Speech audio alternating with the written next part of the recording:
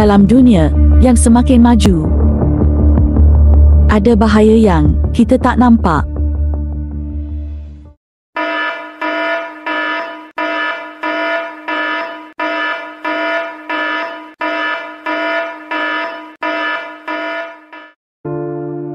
Buli semakin berleluasa di sekolah dan mengganggu emosi murid. Kes buli yang meningkat menimbulkan kebimbangan warga sekolah. Perbuatan buli merosakkan keyakinan diri dan keselamatan murid. Jangan takut minta bantuan jika dibuli.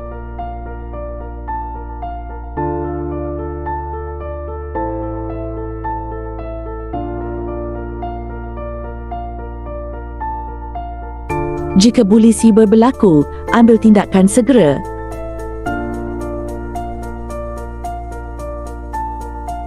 Lakukan tangkap layar, sekat dan buat laporan kepada pihak yang berwajib.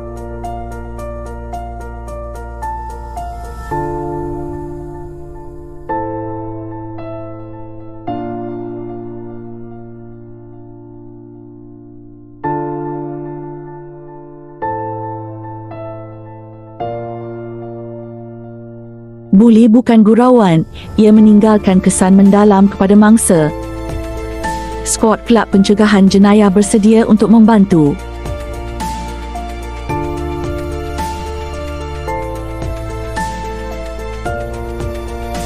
Skuad Kelab Pencegahan Jenayah menyebarkan informasi kepada warga sekolah.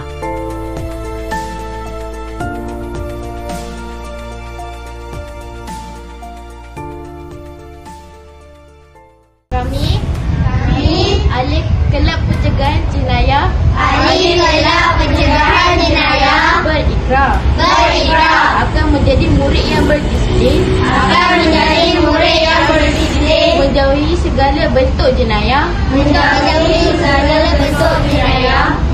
melindungi diri dan rakan-rakan, mengamalkan keselamatan setiap masa, dan bersama-sama sekolah yang aman dan selamat. Kami berjanji menjadi contoh yang baik,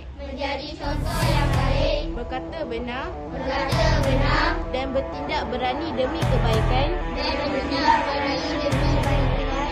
Keselamatan tanggungjawab bersama.